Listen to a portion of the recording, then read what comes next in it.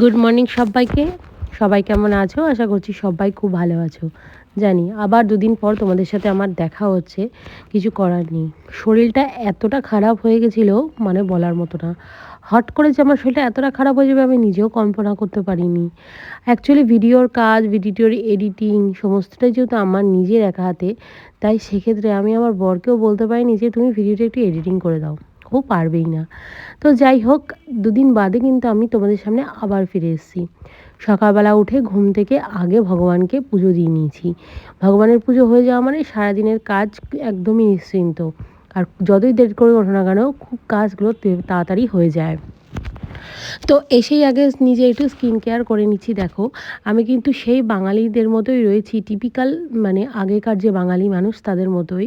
আমি সারা মানে শীতে কিন্তু এবার হাতে আমি লাগিয়েছি হচ্ছে সর্ষের তেল, আর পায়েও সর্ষের তেল লাগিয়েছি। বাট মুখে না, মুখে কখনোই আমি লাগাই না, সেটা আমার শ্যুট করবে না। কিন্তু হাতে পায়ে আমি কিন্তু সেই সর্ষের তেলই লাগিয়েছি। জানি না তোমরা অনেকে হয়তো অনেক ক্রিম ট্রিম ইউজ করেছো, বাট আমার না ঠিক সর্ষের তেল ছাড়া পোষায়নি গো। যাই হোক, চলো এবার ঘর দোরটা একটু পরিষ্কার করে নিই। নতুন ব্যবসা শুরু করেছি জানো তো, তোমাদের কি জানানো হয়নি বা হয়তো জানিয়েছি কোনো ব্লগে যে শুরু করব, বাট অলরেডি কাজ শুরু করে দিয়েছি। আশা করব ধীরে ধীরে তোমাদের সাপোর্টও আমি এই চ্যানেলের মতো আমার ব্যবসার চ্যানেলেও পাবো। অবশ্যই কিন্তু তোমরা আমাকে একটু সাপোর্ট করো। তোমাদের সাপোর্ট কিন্তু আমার ভীষণভাবে প্রয়োজন। আশা করব জীবনে আমি একটা জায়গায় দাঁড়াবো যে লক্ষ্যে আমি নেমেছি। তো যাই হোক, এখানে এখন নিজের ঘরদোর কিন্তু নিজেই পরিষ্কার করে নিচ্ছি, দেখতে পারো।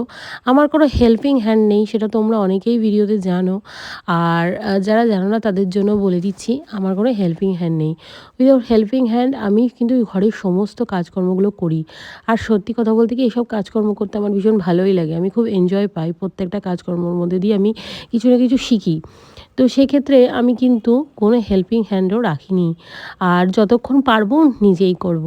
তো চলো, বাসন টাসন মাজা হয়ে গেছে, ঘর কিন্তু মোছা হয়ে গেছে। দেখো এখানে মেয়েকে পড়তে বসিয়ে দিয়েছি, বলছি তুই পড়, আমি কাজ করছি। কেন দেখো, একভাবে বসে থাকা তো ওর পক্ষে আমার কাছে সম্ভব নয়। একটা টাইম আছে যেটা আমি ওর ওর পুরো টাইমটাই ওকে দেবো। তার আগে কিছু কাজকর্মগুলো ঘরের করি, ততক্ষণও পড়তেও থাক। তো এখানে দেখো সমস্ত কাজকর্ম হয়ে গেছে। কিচেনটা একটু ওলটপালট হয়ে আছে, কারণ কিচেনে না এখনও সমস্ত কিছু গুছিয়ে ওঠা হয়নি। তো এখন টিফিনটা খাবো একটু পরেই। টিফিনটা খেয়ে তারপরে মেয়েকে পড়িয়ে রান্নাবান্না করব। তো এখন সমস্ত কিচেনের বাকি সাইডগুলো গোছানো, তবে কিছু জিনিস আছে যেগুলো একটু ওলটপালট হয়ে আছে, সেগুলোকে আস্তে আস্তে ঠিক করব। তো চলো ঘরে একটু আগে ধূপ ধরিয়ে নিই। ঘরটা মোছার পরে একটু যদি ধূপ ধুনো বা ধরো একটু যদি স্প্রে করে দেওয়া হয় না, মানে ওই যেগুলো ঘরে রুম ফ্রেশনার যেটা বলে আর কি, ওগুলো একটু স্প্রে করা হয়, তো ঘরটা কিন্তু ভীষণ সুন্দর একটা গন্ধ আর একটা পজিটিভ ভাইবস ছড়ায়। এটা আমার মতে, বিশেষ করে ধূপ ধুনো দিলে। হ্যাঁ, তো দেখো এইখানে কিন্তু ধূপ ধুনো দেওয়ার পরে আমি খেয়ে নিলাম। টিফিনটা করে নিয়ে এবার আমি মেয়েকে পড়তে বসিয়েছি। কারণ এই সময়টা আমি কোনো ভিডিও করি না, এই সময়টা পুরোপুরি আমি আমার মেয়ের জন্যই রাখি। চলো, মেয়ের পড়ানো হয়ে গেছে, বেলাও অনেকটা গড়িয়ে গেছে, এবার রান্না করে নিই। আর আজকে আমাদের যেহেতু বিকেলে নেমন্তন্ন, আমার মেয়ে যেখানে নাচ শেখে সেখানে সরস্বতী পুজোর খাওয়া দাওয়া। তো সেই জন্য আজকে বেশি কিছু না, ওই ডিমের ঝোল আর ভাত একটা বেলার জন্যই। সেটাই আমি আর কি রান্নাটা কমপ্লিট করে নিই। আর তাড়াতাড়ি করে রান্নাও করতে হবে, কারণ মেয়ে যাবে কিন্তু আবার ক্লাসে। চলো রান্না বান্না করে খেয়ে দিয়ে আবার আসছি। তো বন্ধুরা, আমি এখন যাচ্ছি হচ্ছে জিমনাস্টিক, এখন বাজে দেয় 4:30, তো জিমনাস্টিক ক্লাস 4:30 থেকে। তো চলো আমি এখন যাই, টাটা।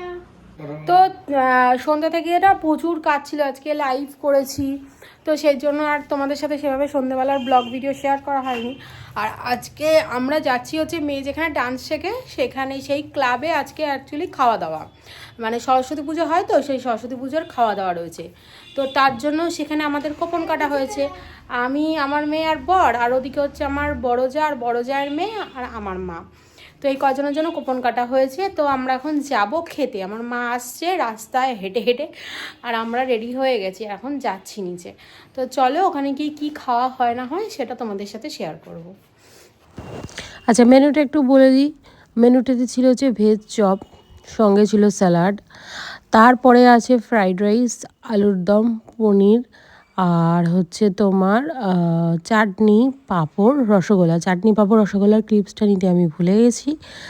আর বাকি কিন্তু মোটামুটি সব কটারই দেখো ক্লিপস নিয়ে নিয়েছি। আর এখানে আমরা মোটামুটি খাওয়াও শুরু করে দিয়েছি।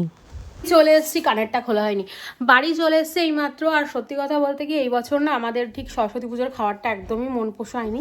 কেন আমরা না মানে গতবার খেয়েছিলাম খুব ভালো খাবার, আর এবার পুরো একদম টায় মানে আমরা লাস্ট ব্যাচ বসেছিলাম, কিন্তু তবুও মানে পুরো টায় খাবার একদম। গতবার কিন্তু কোনো খাবারে কোনো কম কিছু পড়েনি, প্লাস খুব খাবার দাবারের কোয়ালিটিও ভালো ছিল।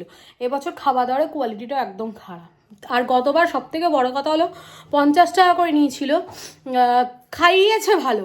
এবছর 100 টাকা করে নিয়েছে, কিন্তু খাবারটা একদম ভালো হয়নি। তো যাই হোক, খাবার একটা তৃপ্তি জিনিস, টাকাটা 100 জায়গায় যদি 150 টাকাও হতো গায়ে লাগতো না, যদি না খাওয়াটা ভালো হতো।